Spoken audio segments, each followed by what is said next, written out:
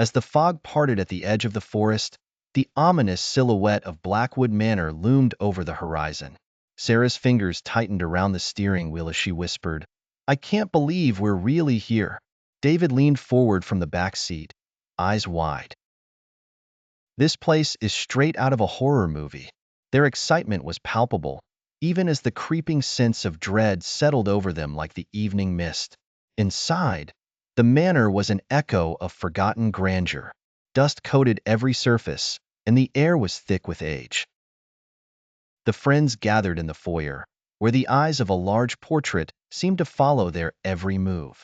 Mike, a skeptic at heart, pointed at the woman captured on canvas. "She's definitely watching us." Claire dismissed his unease with a wave. "It's probably just the shadows." Yet, an unsettling feeling gnawed at them. In a narrow, dimly lit corridor, whispers began to swell, filling the air with an urgency that stirred Emily's apprehension. She paused, straining to listen. "Do you hear that? It's like the walls are talking." David shook his head, trying to sound rational. "It's probably just old pipes." But the unease only grew stronger.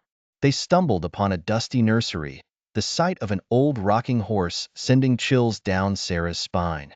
It creaked eerily, swaying to an unseen hand. She swallowed hard. "This is unnerving. Look at the rocking horse." Mike tried to dismiss it. "It must be the wind." Each friend felt the grip of fear tightening. A hidden lever within the manor revealed a dark passageway, beckoning them deeper. David squinted into the darkness. This must lead somewhere important. Emily's face was pale, but her resolve was strong. "I don't like this, but we need to see where it goes." Together, they ventured in, hearts thudding. The crypt they discovered sent their hearts racing. Shadows danced in ways that defied logic. Mike's voice was barely a whisper. "These shadows, they're not normal." Sarah's fear was plain. "We need to get out of here." Yet, curiosity and terror kept them rooted. In the ballroom, ghostly figures twirled to an ethereal melody.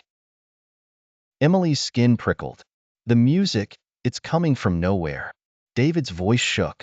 "This is incredible and terrifying." The surreal horror of the scene captivated them. They stumbled upon a cracked mirror that distorted their reflections, warping reality. Emerging from the glass was a shadowy figure, growing clearer by the second. Mike's frustration boiled over. "This mirror is making things worse." Sarah instinctively sought to banish it. "We need to cover it up." But dread continued to grow. In a blood-stained bedroom, fresh handprints smeared the wall. Emily's voice trembled. "The blood looks fresh." David's demeanor darkened. "This place is getting creepier." The sense of looming danger intensified. Their discovery of the library filled with occult symbols brought fear mixed with curiosity. Sarah observed the arrangement. "These symbols must be important." Mike's voice was edged with caution. "We should be cautious." The ritualistic elements hinted at darker truths. A ghostly figure, brimming with sorrow and anger, reached out to them. Emily felt a pang of empathy. "It's like it's trying to communicate." David nodded, determined. "We need to understand what it wants." The haunting presence added an emotional weight to their terror. In the ritual chamber, a dark vortex began to form, drawing in everything around it. Mike's voice was resolute. "This is where the ritual took place." Sarah's face was set in determination. "We have to stop this vortex." The supernatural threat reached a fever pitch. Their final confrontation was a desperate battle against an entity that emerged from the vortex, its form shifting malevolently.